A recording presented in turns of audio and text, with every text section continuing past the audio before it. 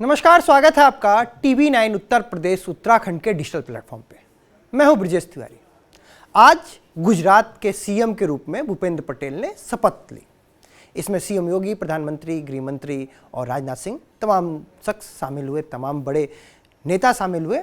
लेकिन बात आज योगी आदित्यनाथ की कि योगी आदित्यनाथ का जो क्रेज है वो उत्तर प्रदेश से बढ़ के पूरे देश में फैल रहा है।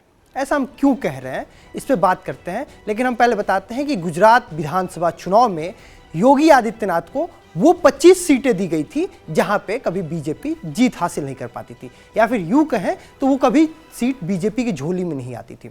उन 25 सीटों में ऐसे बस 12 ही सीट रही जहां बीजेपी का कमल नहीं खिला। बाकी सभी सीटों पे बीजेपी ने जीत हासिल की। आपको याद होगा अभी कुछ दिन पहले महाराष्ट्र चुनाव भी था। महाराष्ट्र चुनाव में ऐसे तमाम खबरें आए कि वहाँ पे प्रत्याशी चाहते हैं कि सीएम योगी आदित्यनाथ की रैली हो, जनसभा हो, सीएम योगी पहुँचे, जनता को संबोधन दे। यानी जो योगी का क्रेज है वो उत्तर प्रदेश से निकल के अब देश के अलग अलग कोने में पहुँच रहा है। कांग्रेस सरदार साहब को कभी सम्मान नहीं दी। जब सोमनाथ मंदिर के पुनरुद्धार का कार्य सरदार साहब करना चाहते थे तब कांग्रेस ने विरोध किया था, पंडित जवाहरलाल नेहरू ने विरोध किया था। कांग्रेस मुस्लिम वोट बैंक की खातिर कभी भी आपकी आस्था को सम्मान नहीं देना चाहती थी और इसीलिए कांग्रेस नहीं चाहती थी कि भगवान सोमनाथ के मंदिर का पुनरुद्धार हो।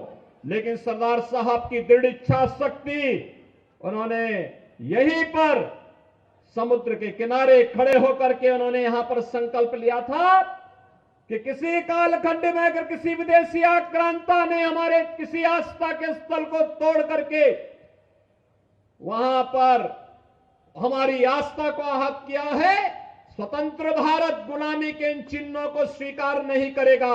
और भगवान सोमनाथ के भव्य मंदिर के निर्माण कार्य को आगे बढ़ाया था। उत्तर प्रदेश के मुख्यमंत्री योगी आदित्यनाथ का गुजरात में जादू चला है। योगी ने गुजरात में विधानसभा चुनाव में 25 सीटों पर जनसभा और रोड शो किए थे, जिनमें 12 पर विपक्षी दलों का कब्जा था। लेकिन योगी आदित्यनाथ ने वहां के मतदाताओं के साथ मांगा तो गुजरात ने सीएम योगी आदित्यनाथ की बातों को मानकर 8 सीटों पर कमल खिला दिया। वहीं 3 सीट गोधरा, बरछा और बीरगमा में उत्तर प्रदेश के मुख्यमंत्री योगी आदित्यनाथ ने रोड शो किया।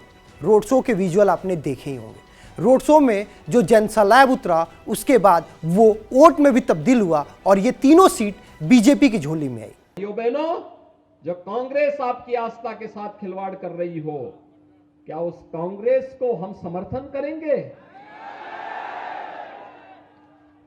जो कांग्रेस कभी आपके साथ नहीं खड़ी होती है, क्या उस कांग्रेस के साथ हम खड़े होंगे?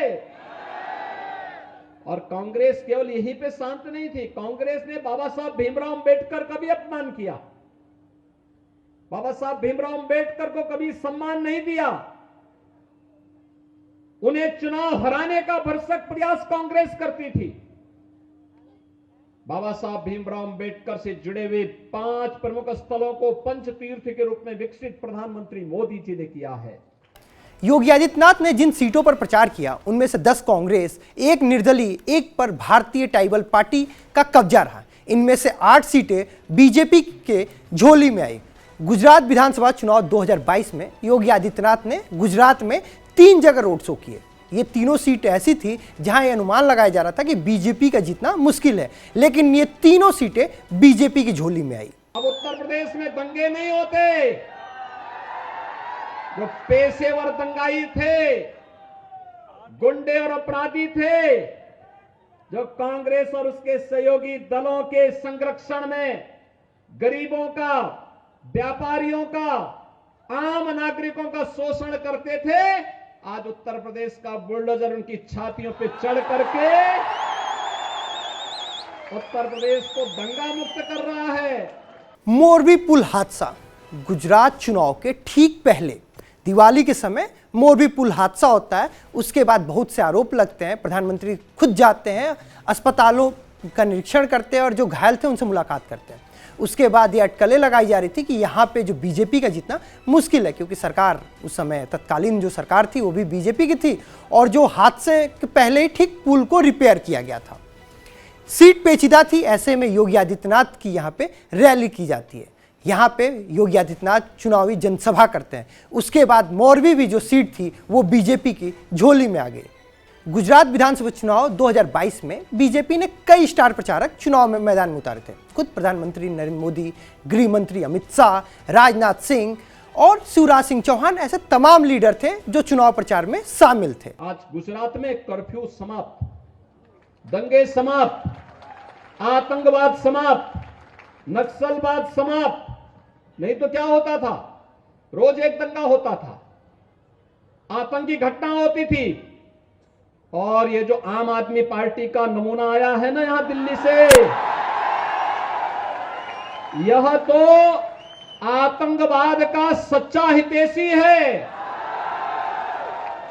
अयोध्या में राम मंदिर का विरोध करता है और जब भारत की सेना पाकिस्तान के अंदर जाकर के सर्जिकल स्ट्राइक करती है तब वे भारत के सैनिकों से कहता, बहादुर जवानों से कहता, इसका प्रमाण क्या है।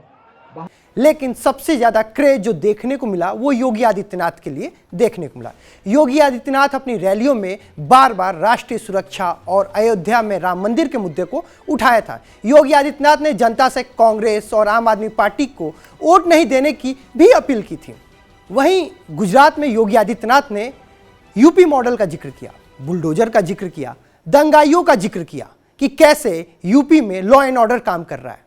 अगर बीजेपी की सरकार फिर से आएगी तो कुछ ऐसा ही काम होगा और वो करिश्मा हुआ भी। उत्तर प्रदेश उत्तराखंड की तमाम खबरों के लिए देखते रहिए TV9 उत्तर प्रदेश उत्तराखंड।